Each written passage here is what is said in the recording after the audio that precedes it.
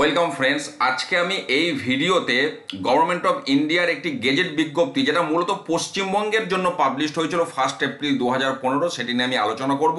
বেশ কিছু তথ্য এখান থেকে উঠে আসবে। দেখুন, অ্যাকচুয়ালি 2010 সালে যখন এনসিটি তাদের ন্যূনতম যোগ্যতা মান নির্ধারণ করলো আমরা জানি। এবার এখানে আরটি অ্যাক্টের সেকশন 23-র দুটি সাবসেকশন আমি বলবো। সেটা হচ্ছে সাবসেকশন 1 অনুযায়ী এনসিটি ন্যূনতম যোগ্যতা মান নির্ধারণ করার ক্ষমতা ছিল, আর সাবসেকশন 2-তে বলা ছিল যে এই ন্যূনতম যোগ্যতা মান যদি কোনো রাজ্য সরকারের অ্যাডিকোয়েট ইনস্টিটিউশন না থাকে, যাতে করে তারা টিচারদের ডিএলএড বা বিএড ট্রেনিংটা উপযুক্ত সময়ের মধ্যে শেষ করতে পারবে না, এমন যদি হয় সেক্ষেত্রে কেন্দ্র সরকার চাইলে রাজ্যের দাবি অনুযায়ী ম্যাক্সিমাম 5 বছর পর্যন্ত ছাড় দিতে পারে। এটা ছিল কন্ডিশন।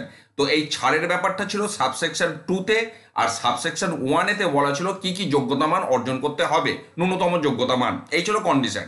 এবারে দেখুন, কেন্দ্র সরকারকে তাহলে ক্ষমতা দেওয়া হয়েছিল সাবসেকশন 2 অনুযায়ী যদি স্টেট গভর্নমেন্ট প্রপোজাল চেয়ে পাঠায় সেক্ষেত্রে তাদেরকে ছাড় দেওয়ার জন্য। এবার এই মোতাবেক বলা হচ্ছে, দেখুন এখানে যে এবার granted relaxation to the state government of West Bengal, অর্থাৎ যেটা বলা হলো যে তারপর পশ্চিমবঙ্গের রাজ্য সরকার কেন্দ্রের কাছে ছাড়ের পারমিশন চেয়েছিল এবং সেই ছাড় দিয়েছিল আপ টু 31শে মার্চ 2014। এটা গেল প্রথম দফার বিষয়। এবার 31শে মার্চ 2014 মধ্যে আপনার শিক্ষক শিক্ষিকাদের সবাইকে ন্যূনতম যোগ্যতা মান পৌঁছে দিতে পারেনি। 1 বছর পর রাজ্য আবার চিঠি দিল 23শে মার্চ 2015, দিয়ে আবার আপনার কেন্দ্র সরকারের কাছে ফর ফার্দার এক্সটেনশন আবার চাইলো। এইবার সেন্ট্রাল গভর্নমেন্ট সেই তাদের যে এক্সটেনশন চাওয়া পশ্চিমবঙ্গের সেটাকে এক্সামিন করে কনসিডার করলো proposal of the state government of West Bengal, দিয়ে কি করলো, দিয়ে দেখুন সেই আবার তাদের যে ছাড়ের যে সময়কালটা সেটাকে এক্সটেন্ড করলো the relaxation of the state of West Bengal for minimum teacher qualification. এইবার যেমন আপনার প্রাইমারির ক্ষেত্রে 2 ইয়ার্স ডিএলএড আর আপনার 6 to 8-এর জন্য বিএড, এটা ছিল প্রথম শর্ত। কিন্তু তারপর যেটা জুড়ে দেওয়া হলো যে এই যে ছাড়টা রিল্যাক্সেশনটা দেওয়া হবে আরও 2 বছর বাড়িয়ে দেওয়া হলো, 31শে মার্চ 14 থেকে টেনে দেওয়া হলো 31শে মার্চ 16, কিন্তু subject to the following condition. এবার এই কন্ডিশনগুলো চলে এলো, যার মধ্যে প্রথমেই হচ্ছে government of West Bengal shall conduct the teacher eligibility test. কারণ এনসিটির 2010-এর যে নিয়ম সেখানে প্রথম টেটটাকে ঢোকানো হয়, কিন্তু এবার এই টেটটা কাদের জন্য অ্যাপ্লিকেবল হবে এইটা আমাদের বুঝতে হবে, এবং এর জন্য যে নতুন রিক্রুটমেন্ট রুলস সেটা স্টেট গভর্নমেন্টকে আপনার পরিবর্তন করতে হবে এবং সেটা প্রপারলি পেপারে বিজ্ঞপ্তি দিতে হবে, ওয়াইড পাবলিসিটি, এই সমস্ত ব্যাপারগুলো রয়েছে।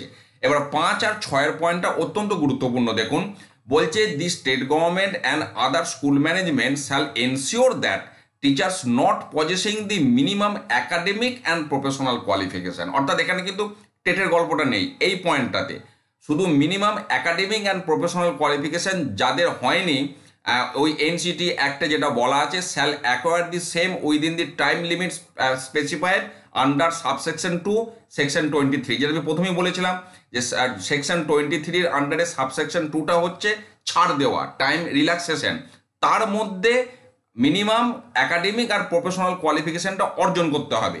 6-এর পয়েন্টে এবার বলা হলো the state government and other school management shall ensure that teachers, এবার এখানে টিচার্স কথাটা মানে হচ্ছে ইন সার্ভিস এই দুটো ক্ষেত্রে, কারণ তারা টিচার হয়ে গেছে। Teachers who are appointed under the relaxed qualification norms, অর্থাৎ ওই যে প্রথমে আমরা 14 পর্যন্ত ছাড় দেওয়া হলো, তারপর আবার 16 পর্যন্ত ছাড় দেওয়া হলো, এই টাইম এই রিল্যাক্সড টাইম পিরিয়ডে যাদের জয়েনিং হয়েছে, teachers who are appointed under the relaxed qualification norms acquire the minimum qualification specified by the NCTE notification with a period of 2 years from the year of appointment. অর্থাৎ এদের ক্ষেত্রে NCT যে 2010-এর বিজ্ঞপ্তি, অর্থাৎ যারা রিল্যাক্সড পিরিয়ডে ঢুকেছে তাদেরকে এনসিটির সম্পূর্ণ যে ন্যূনতম যোগ্যতা মান সেটা অর্জন করতে হবে, যার মধ্যে টেটটা অন্তর্ভুক্ত। কিন্তু বিষয়টা এসে গেল কি, আমি সেটা পরে আসছি একটু পরে। এবার এখানে তারপর বলা হয়েছিল the following person shall also eligible for appearing TET up to 31শে মার্চ 2016, দিয়ে বলা হয়েছিল 1 to 4 প্রাইমারির ক্ষেত্রে, সিনিয়র সেকেন্ডারিতে 50%, 6 to 8 গ্র্যাজুয়েশন মিনিমাম 50%। এটা গেল অন্য প্রসঙ্গ।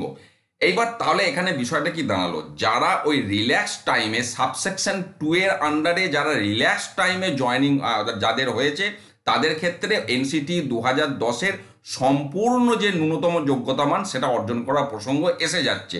কিন্তু যারা তার আগের জয়েনিং তাদের ক্ষেত্রে কিন্তু কোনো বক্তব্য এখানে বলা ছিল না। এবং আমি যদি তর্কের খাতিরে ধরেও নিই যে এখানে তার আগেকার টিচারদের জয়েনিংয়ের জন্য তাদেরকেও টেটের কথা বলা হলো, তাহলে 31শে মার্চ 2016 থেকে আজকে 9 বছর অতিক্রম হয়ে যাওয়ার পরও এনসিটি থেকে তাদের পক্ষ থেকে বা কেন্দ্র সরকারের পক্ষ থেকে তাদের বিরুদ্ধে কোনো পদক্ষেপ কেন নেওয়া হয়নি? তাহলে পদক্ষেপ যেহেতু নেওয়া হয়নি, তার মানে নিয়ম কোনো লঙ্ঘন হয়নি, তাই পদক্ষেপ নেওয়া হয়নি। তাহলে সুপ্রিম কোর্ট কি করে তার আগের জয়েনিং শিক্ষক শিক্ষিকাদের ক্ষেত্রে ওই টেট বাধ্যতামূলক নিয়ম করলো? এটাই হচ্ছে সবচেয়ে বড় প্রশ্ন। এবং এই সমস্ত পয়েন্টগুলোকে একত্রিত করেই কিন্তু বিভিন্ন আপনার অ্যাঙ্গেল থেকে রিভিউ পিটিশনগুলো যাচ্ছে। আপাতত 8টা রিভিউ পিটিশন দাখিল হয়েছে 1 অক্টোবর 2025-এর তারিখের রেসপেক্টে। এবার দেখা যাক এই সমস্ত বিষয়গুলি কতটা কৌশলে আইনজীবীরা সুন্দরভাবে প্রেজেন্ট করতে পারে, সেটা এখন সময় কথা বলবে। আপাতত সুপ্রিম কোর্টের ছুটি চলছে, যেমন যেমন আপডেট পাবো আপনাদের সাথে শেয়ার করব। ধন্যবাদ।